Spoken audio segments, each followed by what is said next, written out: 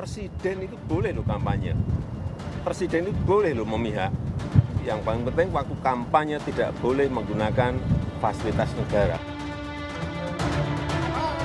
Dengan tegas, Presiden Joko Widodo mengatakan seorang presiden boleh berkampanye dan memihak pada calon tertentu dalam kontestasi demokrasi. Jokowi menyampaikan pernyataan itu di hadapan Prabowo Subianto. Joko Widodo mengatakan itu adalah hak demokrasi dan hak politik sebagai seorang pejabat publik sekaligus pejabat politik, namun tidak boleh menggunakan fasilitas negara untuk berkampanye. Ya, ini kan hak demokrasi, hak politik setiap orang, setiap menteri sama saja. Yang paling penting presiden itu boleh loh kampanye. Presiden itu boleh loh memihak. Boleh. Tapi yang paling penting waktu kampanye tidak boleh menggunakan fasilitas negara. Boleh, Pak. Kita ini kan pejabat publik sekaligus pejabat politik. Masa gini nggak boleh berpolitik, nggak boleh. Menteri juga boleh. Di sisi lain, Jokowi kerap menekankan agar ASN menjaga netralitas dan tidak memihak kepada salah satu pasangan calon presiden dan calon wakil presiden pada Pilpres 2024. Dan juga saya minta jangan sampai memihak. Itu dilihat loh, hati-hati. Bapak Ibu dilihat. Mudah sekali kelihatan Bapak Ibu memihak atau enggak. Krik, udah. Sebelumnya pada Mei 2023 lalu, Jokowi pernah mengatakan bahwa akan cawe-cawe pada Pilpres 2024. Langkah itu diambil demi kepentingan negara, bukan untuk kepentingan pribadi atau golongan. Tim Liputan Kompas TV. Ya saudara, Presiden Joko Widodo dengan tegas mengatakan bahwa seorang presiden boleh berkampanye dan memihak pada calon tertentu dalam kontestasi demokrasi, saudara.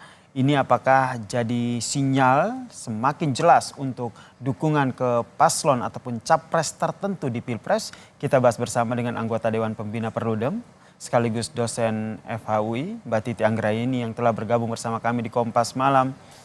Selamat malam, Mbak Titi. Ya, salam malam, sehat. Mas.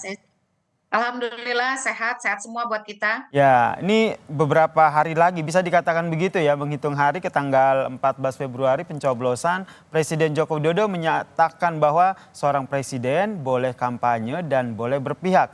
Kenapa akhirnya Presiden Joko Widodo menyampaikan hal ini? Apa yang Anda baca? Ya, pertama ini kan karena menjawab pertanyaan wartawan ya. Jadi ada wartawan yang bertanya dan kemudian direspon. Mengapa kemudian ramai? Karena ini seolah mengkonfirmasi pandangan presiden soal bolehnya cawe-cawe di Pilpres. Karena kan sejak awal presiden mengatakan bahwa dia akan cawe-cawe walaupun kemudian diluruskan untuk memastikan bahwa pemilunya berjalan benar, luber, jurdil begitu ya. Betul. Dan transisi kekuasaan itu tetap akan mencapai tujuan Indonesia emas, kira-kira begitu. Tetapi saya kira situasi soal ketidaknetralan presiden dalam konteks pilihan politik itu ya sejak awal itu sudah terang benderang begitu. Karena kenapa? Dengan membiarkan pencalonan anak kandungnya itu saja sudah merupakan keberpihakan karena bagaimanapun ini kan pencalonannya juga tidak melalui proses yang sederhana ya.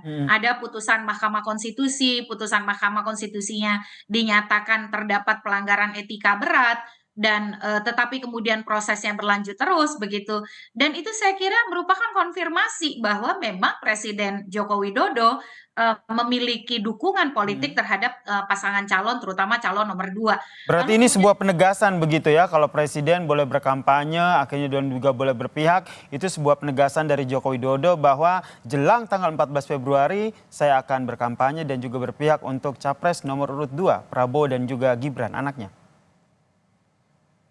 Meskipun itu hanya menjawab pertanyaan, tetapi dilihat dulu situasinya. Siapa yang berada di sebelah beliau dan kemudian bagaimana pernyataan itu dibuat ya. Dan pernyataan itu saya kira walaupun menjawab pertanyaan, itu mengkonfirmasi bahwa memang keberpihakan di dalam proses Pilpres oleh seorang presiden itu dimungkinkan dan itu diakui begitu.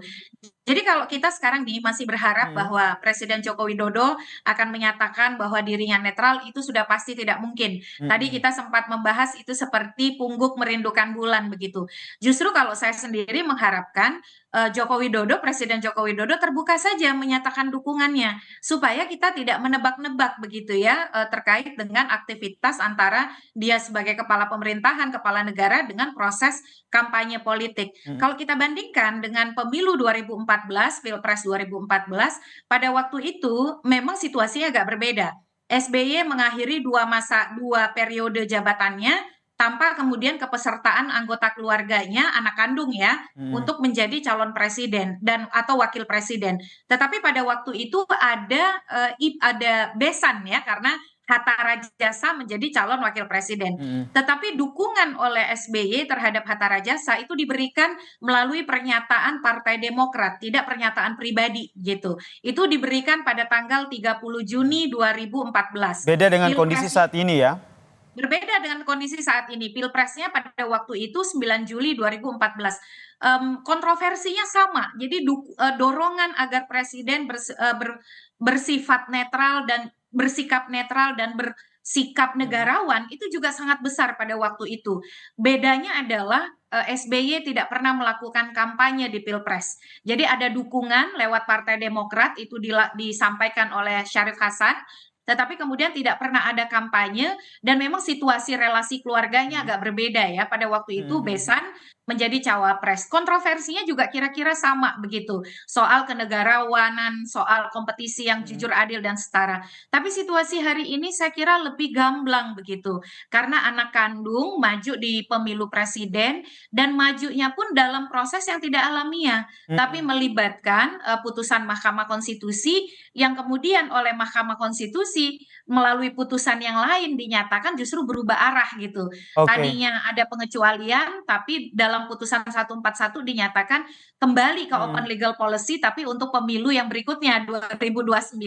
Nah, situasi ini saya kira menegaskan saja sikap Jokowi, tapi kita harus ingat Mas Yasir, kalau presiden ingin diikutsertakan dalam kampanye, maka ada prosedurnya. Prosedurnya satu, dia tidak boleh menggunakan fasilitas jabatan. Itu sudah diatur dalam aturan hukum ya, dan itu berlaku betul. ya. Oke, baik. Betul. Terdapat di dalam pasal 281 Undang-Undang Pemilu kita. Dan yang kedua dia harus dalam kondisi cuti gitu. Nah, cutinya ini harus diajukan secara tertulis melalui Menteri Kesekretariatan Negara dan pengajuannya adalah 7 hari sebelum pelaksanaan kampanye. Gitu. Baik, kita nantikan ya Mbak Titi, apakah ini langkah yang akan diambil oleh Presiden Joko Widodo, cuti dan menunjukkan kepada publik bahwa tidak menggunakan fasilitas negara, dan semakin jelaskah apakah nanti akan semakin terbuka begitu memberikan dukungan kepada Capres nomor urut 2 Prabowo Subianto dan juga Gibran Rakabuming Raka anaknya. Tapi ada satu lagi Mas Yasir yang perlu singkat saja boleh? Di Undang-Undang Nomor 7 Tahun 2017 itu disebutkan di pasal 547, pejabat negara itu tidak boleh mengambil keputusan atau tindakan yang menguntungkan atau merugikan peserta pemilu tertentu.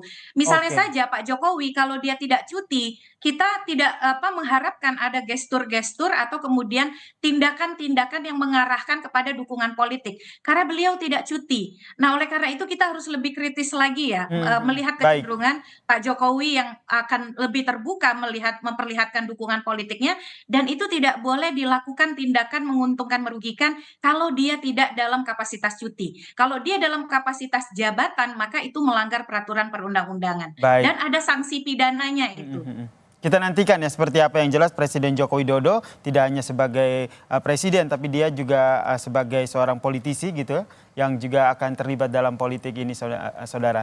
Terima kasih Mbak Titi Anggraini selaku Dewan Pengawas dari Perludem telah bergabung bersama kami di Kompas Malam. Salam sehat.